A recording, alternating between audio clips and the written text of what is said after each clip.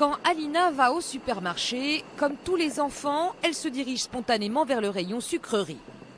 J'adore ces sucettes, mais je n'en achète pas, c'est moi qui les vends. Ces sucettes, c'est elle qui les a créées. À 11 ans, cette fillette est déjà PDG d'une entreprise très florissante. La première année, nous en avons vendu pour 70 000 € et nos ventes ont ensuite triplé chaque année. Et cette année, on prévoit de faire plus d'1 million d'euros de chiffre d'affaires. Chaque jour après l'école qui se termine à 14 h, pas de cours de gym ou de poterie. Direction sa société. Alina est ce qu'on appelle un kids entrepreneur, enfant chef d'entreprise.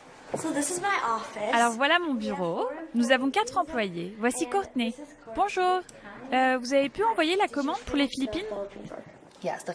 Alina se comporte comme un patron et la secrétaire semble trouver cela naturel. Elle nous dit ce qu'on doit faire, mais pas de façon autoritaire.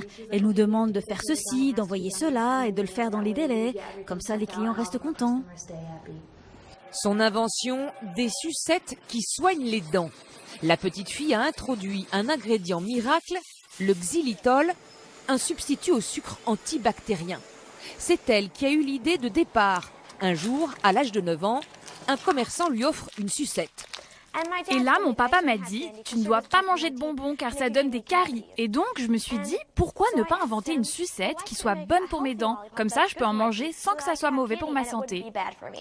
Voilà 2 ans qu'elle commercialise ce produit avec l'aide de son père. L'entreprise lui appartient à 51%. Elle nous montre fièrement sa feuille d'impôt. Beaucoup d'enfants diraient, oh, c'est juste un papier avec des chiffres dessus. Mais moi, quand je le regarde, je me dis, alors ce sont les revenus, les profits, les pertes, les capitaux. Je l'aide pour tout ce qui est administratif et gestion, parce que ce sont des tâches qu'elle ne peut pas faire toute seule. Cela demande plusieurs années d'expérience. Mais c'est vraiment elle le moteur de l'entreprise. Alina ne compte pas s'arrêter là. Devant elle, des sachets tests en vue de développer des bonbons mous. Aux États-Unis, monter son entreprise est un idéal.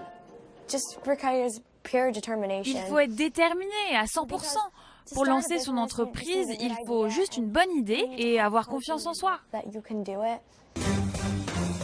Dans ce pays, les enfants patrons sont célébrés partout.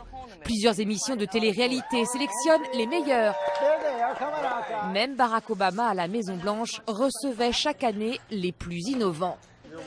En France, il est quasiment impossible de monter son entreprise avant l'âge de 18 ans. Aux États-Unis, rien ne l'interdit et le commerce s'enseigne dès le plus jeune âge. Dans cette école, on apprend une fois par semaine les fondements du capitalisme à des élèves de 10 ans. Où vont les bénéfices? Dans l'entreprise. Oui, ou alors dans la poche. 49 centimes de ce billet d'$1, c'est le coût de votre biscuit. Et il reste 51 centimes de bénéfices. Chaque enfant doit monter un business et le présenter à ses camarades.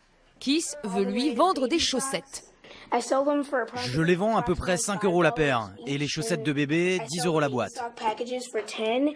Ici, les enfants sont encouragés à être ambitieux. Je veux en vendre partout dans le monde. Et même, pourquoi pas, faire des pubs à la télé. Je veux être chef d'entreprise parce que j'aime être indépendante. Aux États-Unis, la réussite fait partie du rêve américain. L'argent n'est pas tabou et les enfants qui s'enrichissent sont des stars que tout le monde applaudit. Voilà, chacun juge